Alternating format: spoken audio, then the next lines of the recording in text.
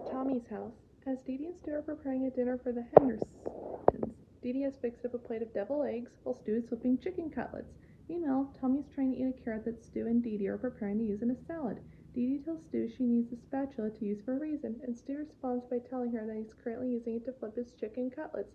Dee Dee is not happy with Stu's progress in the cutlets at all. Just then, Lou walks in with his new fishing rod, the Flymaster 2000. He asks Dee Dee if she wants to see him cast, but Dee Dee is too busy with the deviled eggs.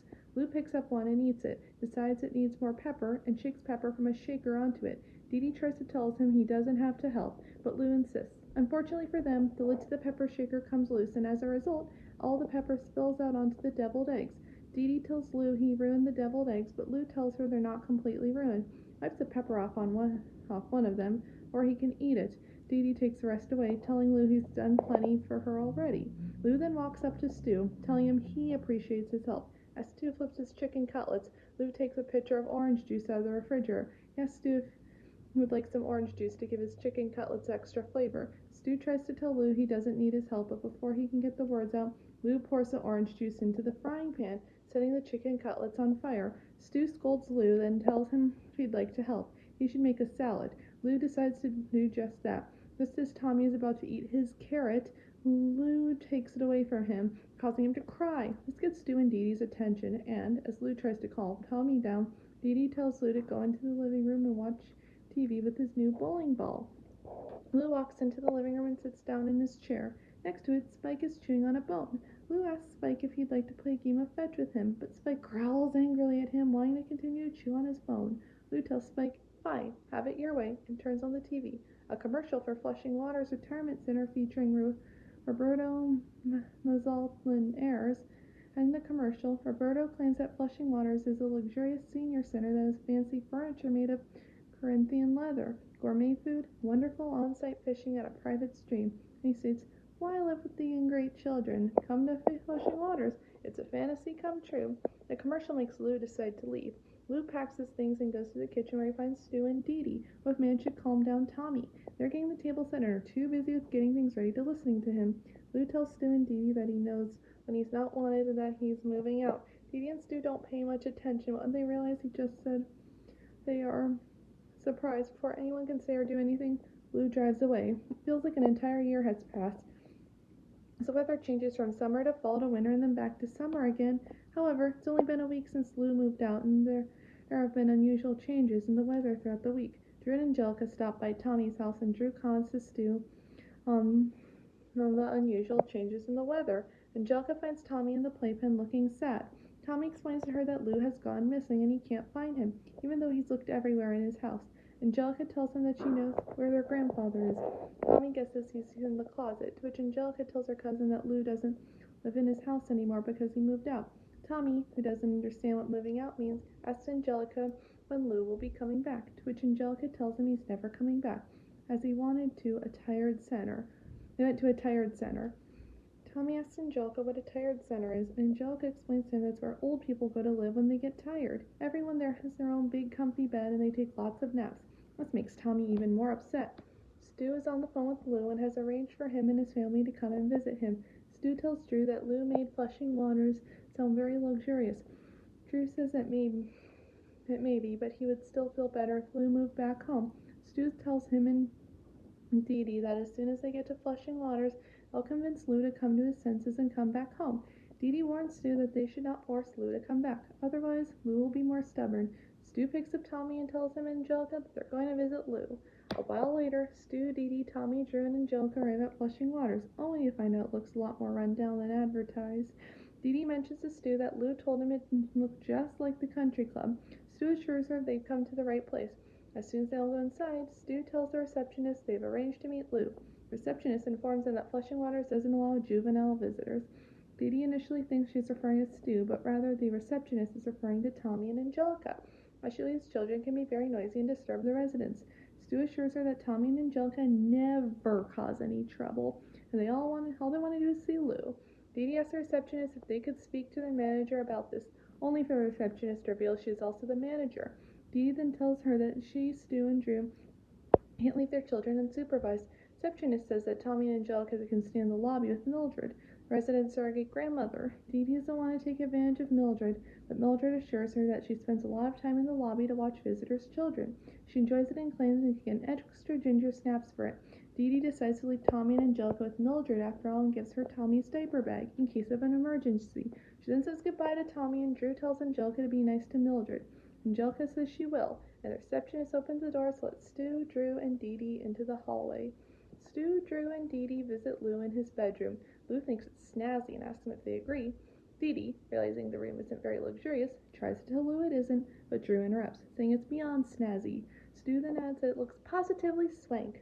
Lou, happy to hear this, decides to give his sons and daughter-in-law the grand tour. On his way out, he tells them not to trip on the loose floorboard. Back in the lobby, Mildred asks Tommy and Angelica if they like to see pictures of her grandchildren. Angelica is surprised to hear that Mildred is a grandmother, and Mildred assures her she is. In fact, she has 7 grandchildren, who are apparently named after the 7 dwarfs. She remembers the names of the first 6 children, Doc, Happy, Grumpy, Sneezy, Dopey, and Bashful, but forgets the name of the 7th one. Angelica asks her, Sleepy? But Mildred, misunderstanding this, when she asks her if she's tired, she says she could use a little nap and promptly falls asleep. Tommy is surprised to see Mildred fall asleep, but Angelica tells him about that Mildred's in a tired center because she's too tired.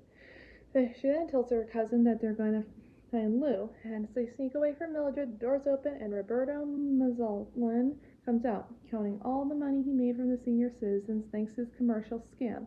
He's made about at least $23,800. Tommy and Angelica run to the doorway just before the doors close. Tommy asks if everyone who lives at the retirement center is a grandparent, and Angelica tells him that they must be. Tommy then gets the idea there are plenty of children like them whose grandparents can't play with them because they're so tired. If they weren't so tired, they could go home and play with their grandchildren again. Thus it's up to him and Angelica to wake the residents up. Angelica sneaks into the room of a former sailor. She tries to wake him up, but he's a sound sleeper. Tommy tells her their plan isn't working as the man must be really tired. Angelica then looks up at the nightstand near his bed and sees a pitcher of cold water on it, which suddenly gives her an idea. Lou takes Stu, Dee Dee, and Drew to the activity center. All the senior citizens are playing games, but are very bored. Drew asks if they're really in the activity center, and Lou asks him if anything's wrong. Drew, who can see how bored the seniors are, says he just expected a little more activity.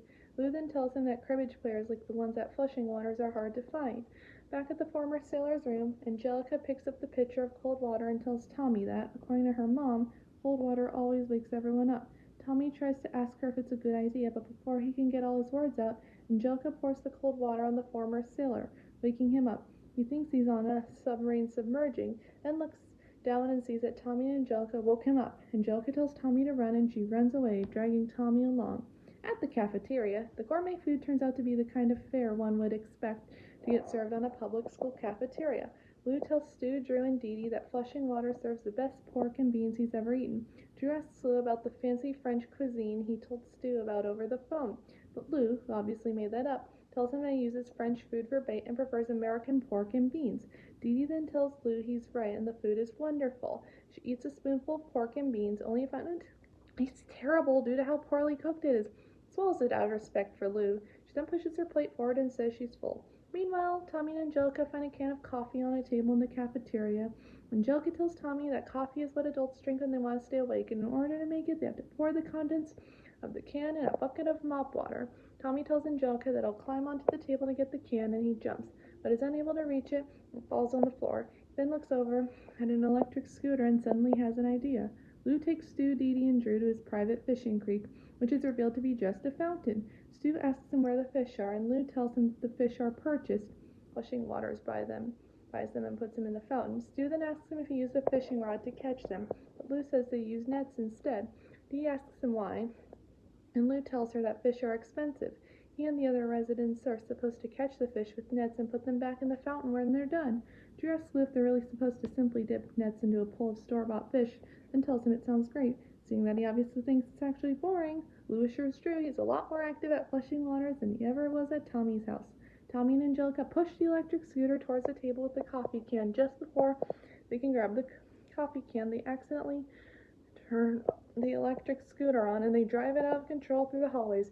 Stu, Dee Dee, and Drew all try to tell Lou they're happy for him, but the low quality of everything at Flushing Waters and how bored and miserable the residents clearly are, and the fact that Lou and the other residents were clearly tricked into moving the cesspit, makes them break down and tell Lou that the retirement home is the obvious wreck that it clearly is, and they can't let him live in the stump because of how ridiculous they think it is that he's living in such a poorly maintained, not to mention dreadfully dull, rat trap.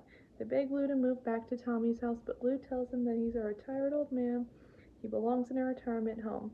Tommy and Angelica then drive past them, and Dee Dee asks Stu, Drew, and Lou if the two kids riding the electric scooter look like Tommy and Angelica, and Drew tells her they do. They summarize the two kids are Tommy and Angelica and chase after them, as they know they're in danger. During the chase, Stu gets pushed back by a hallway door. Drew runs into two movers carrying a fish tank, and Dee Dee slips on some marbles from a game of cribbage two senior citizens were playing. As Tommy and Angelica knock the table down, as Dee Dee slips on the marbles, she accidentally opens the fire escape door, which sets off an alarm that forces the residents of Flushing Waters to evacuate the premises. Only Lou is left to stop the electric scooter, which is heading for a dead-end wall. Lou uses his fishing rod to snatch a scooter and pull it back, damaging its wheels, but preventing it from crashing into the wall. As Lou picks his grandchildren out of the electric scooter, Angelica tells Lou he saved them, and Tommy giggles. Lou takes Tommy and Angelica outside, where all the residents of Flushing Waters are. We see Tommy and Angelica, telling Lou they're cute and asking if they're his grandchildren. Lou then tells Tommy and Angelica that he missed them, as without them, his life is boring. The truth is, he was miserable. The entire time he was at Flushing Waters, refused to admit it, and come back to Tommy's house to avoid admitting this to his family that he had been conned into moving the cesspool. The receptionist appears and tells Lou that, due to all the problems his grandchildren, sons, and daughter-in-law cause, he's being evicted from Flushing Waters. Lou is overjoyed to be kicked out as he feels he truly belongs at Tommy's house. Dee Dee and Stu catch up to him and apologize to him if they were insensitive and made him feel unwanted before. They, along with Drew, ask him to give them another chance, ask him if he forgives them. Lou, glad to be back with his family, tells them he does. The residents of Flushing Waters says goodbye to Lou, telling him to come back soon and to have a good time with his grandchildren. Just as Stu starts to drive him home, Lou tells him he has to go back to Flushing Waters. Stu tells his father he thought he was coming home. Lou assures he is, but he needs to retrieve all his belongings from Flushing Waters. Stu drives Lou back to Flushing Waters. Grandpa Lou is preparing to take the Rugrats on their first camping trip in the backyard.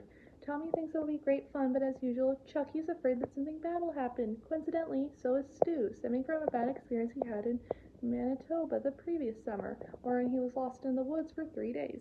Later on, Lou reads the children a book, but Stu comes out and checks that what he's reading to them isn't too scary. Lou responds with, "It might be scary if you're 35 years old and you suddenly realize you've never really lived." That night, Lou roasts marshmallows with the Rugrats and teaches them all about the different constellations and phenomenons that appear in the night sky, including the Milky Way, the Big Dipper, and finally the North Star, before taking them into their tent to settle down for the night. Lou decides to tell the children the story of Sasquatch, which slightly frightens them. Later, after Lou has fallen asleep, Chucky confesses to Tommy that he worries that Satchmo, Sasquatch, will come after them.